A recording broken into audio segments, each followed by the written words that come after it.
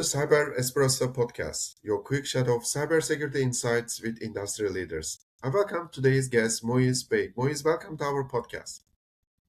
Thank you, Murat, for having me. Looking forward to our conversation.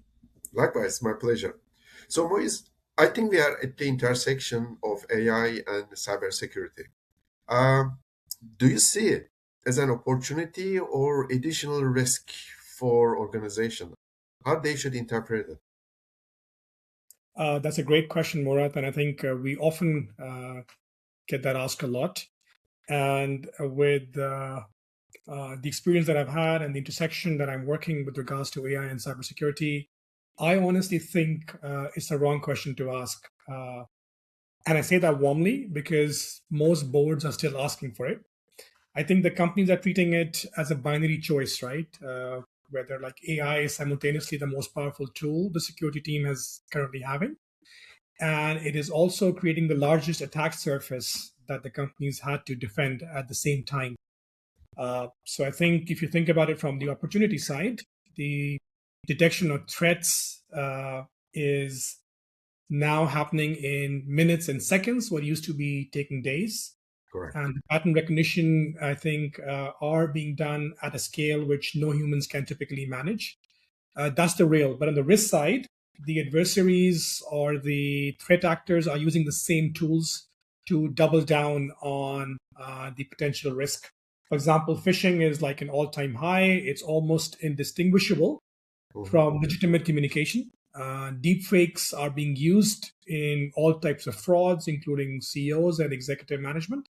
And the speed and scale kind of cut both ways, right? So in short, I think it's an opportunity, but only for organizations that are not waiting for certainty and start building the muscle to move responsibly quicker. Correct. And you're doing some advisory job for many organizations, from startups to enterprise clients, on AI governance or responsible innovation. How should leaders balance innovation with responsible AI governance? Right. So I think the responsible AI as a topic, it's a very broad topic. And I think it is now falling under more of an IT governance framework. And I think where I see it now, more people questioning the interworking of pure AI governance and where does the human judgment fits into it, correct? So I think that's where I spend most of my time with clients. And the mistake I see most often is that the leaders and the practice leads are treating AI governance more as a legal checkbox, more of a policy document that's done once and left on the side, which is not the right approach. I think the real AI governance, it's more an ongoing process. It's working like a rhythm. And it's basically there from the time the model or the use case for AI gets evaluated all the way till it's operationalized, right? And I think we need to ask the right questions at every step of the process before the tool touches customer data, right? It has to be embedded in the culture and not just as a compliance afterthought, which is done just for a checkbox.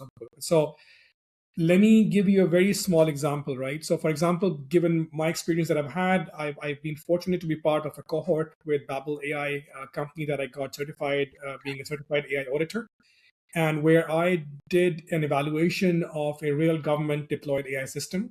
The system would classify gender violence cases across low, medium, and high risk. And that classification determined what level of police protection the person would actually get. When we pull the data in, and I think I personally had that as my project, they're about 22% or 23% negative, false negative rate, which means that 1 in 5 women in the system, which system was labeling as low risk, were later unfortunately compromised or had certain fatality that happened to them, right? So the actual algorithm, which was used by, in this case, government of Spain, wasn't really malicious, right? It was doing what it was trained to do, but nobody had built into a mechanism where a human in the loop would actually come in and say, something feels wrong, or let's recheck it again, right? So I think the system had an output, which became a decision, but not as an output that somebody would verify and be accountable for it, right? So I think that's more of a governance failure. It's not an AI failure. The absence of human in the loop has to be there, and I think it has to be empowered, right? So this brings me to the judgment question, right? Because this may take people by surprise. I don't think humans should have any final say because we are smarter than the AI, Yeah. but because we are the ones who are going to be accountable for the decision that the AI is making. So I think in that, if you want to summarize it, governance is Mhm. not about slowing AI down.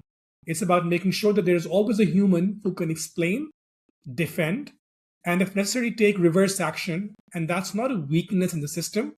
That's actually the system working, right? So, yeah, Perfect. So you believe that we need the human judgment somewhere in the process. absolutely. I think that's Yeah. critical. Yeah, Okay. Very good. So, Moise, I appreciate your valuable time joining our podcast. I look forward to talking to you maybe on other occasions on other topics. absolutely. And I think just a final line takeaway, Murat, based on what we've discussed today, I think we need to stop asking that is AI safe and start asking the right question. Do we know what we do if it wasn't, right? So the Mhm. organizations getting it right aren't the ones that are the most sophisticated AI systems. They're the ones with the clearest answers to the question. Yeah. Uh, and the response muscle before you need it, I think, because in this space you will need it. So I think that has to be the governing principle on how we think about responsible AI governance and how it fits into the overall transformational ecosystem that we are building together. Very good. I appreciate Moise. Thank you very much. Thank you. Thank you.